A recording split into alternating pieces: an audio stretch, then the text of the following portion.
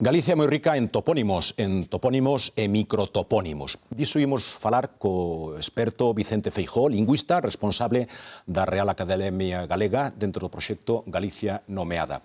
Vicente, por que hai tanta riqueza de topónimos en Galicia? Vostede de que Galicia é un caso único nesto. Pois sí, ata onde nós sabemos, en Europa, desde logo, é un caso único por tres características fundamentais. Un, pola densidade de nomes que temos, porque prácticamente cada leira ten seu nome. En segundo lugar, pola variedade dos nosos nomes, temos denominacións para todo tipo de cousas, animais, fauna, plantas, árbores, todo motivo un nome, non? E despois, algo fundamental que non teñen outras linguas, que é a antigüidade dos nosos topónimos, non? Temos nomes prerromanos con máis de 3.000 ou 4.000 anos de antigüidade, que é o único vestixio das linguas celtas faladas aquí antes da chegada dos romanos. E iso é unha característica cultural fundamental. Decíu antes que había máis de 2 millóns de topónimos e microtopónimos.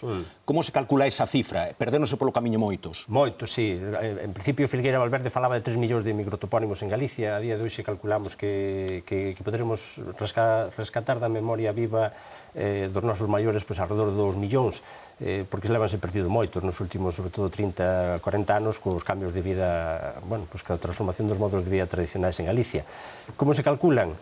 Pois nos anos que levamos traballando en toponimia temos unha media máis ou menos recollida en Galicia de 50 topónimos por kilómetro cuadrado. Se Galicia ten 30.000 kilómetros cuadrados, por danos 1,5 millón. E despois a nosa costa é moi ampla e calculamos que tamén hai sobre medio millón na costa, de aí saemos 2 millóns.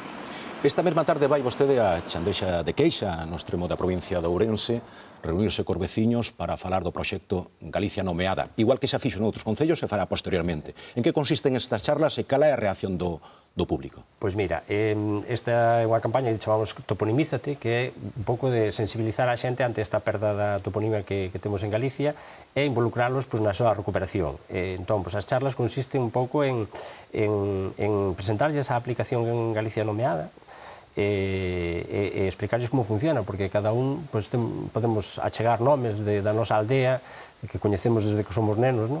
E despois, unha parte fundamental das charlas é explicarles o que significan os nomes do concello, das parroquias e das aldeas nas que vive a xente. E iso é, quizá, iso que máis lles gusta, non? E iso tamén nos anima a recuperar, a participar neste proxecto colaborativo de recolleita deste patrimonio cultural e material que é a toponimia. Falaba da aplicación Galicia Nomeada.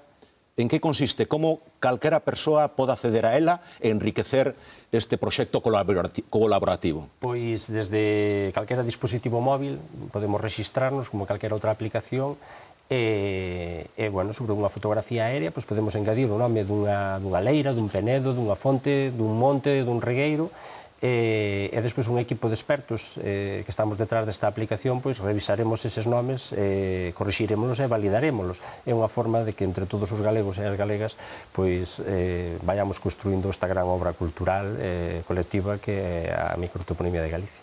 Hai algúns topónimos de localidades importantes que están en revisión e outros que tuveron, digamos, lío, discusión veciñal no pasado. O caso de Ribeira, que foi a máis coñecida, legalmente e de forma etimolóxica é Ribeira con B, pero o Concello defendía con V. Sí. Como se resolveu eso? Tuveron que ir vostedes ali facer unha campaña de concienciación? Efectivamente. Un por un, como? Efectivamente, tras varias cartas indicándolle que a forma etimolóxica é Ribeira con B, porque ven de riparia do latín, o sitio á beira do mar ou á beira dun río, houve que ir explicarlles as razóns polas que nós ditaminamos ese Ribeira con B, igual que pasou con outros moitos sitios de Galicia, como Verdillo en Carballo, Verdillo con B, Verdillo con V.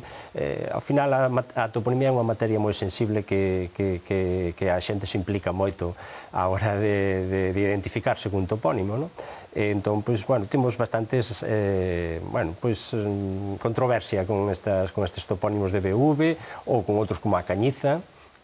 Porque a Cañiza como ten que ser ou como vai ser? A forma ten que ser a Caniza, que é a forma propiamente galega, non? O que pasa é que mantivose ese castelanismo nos últimos 200, 300 anos e foi quedando, non? Foise consolidando esa grafía, pero a forma galega é a Caniza, non? Igual que de Manzaneda debería ser Maceda, non? Maceda. Sí. Bueno, aí teñen vostedes un traballo didáctico importante. Importante, non? Moi ben, moitas gracias, Vicente Feijóo, responsable experto do proxecto Galicia Nomeada, que pretende recuperar aqueles topónimos e microtopónimos que aínda están sin registrar. Moitas grazas por estar con Un nós. placer estar con vostede aquí.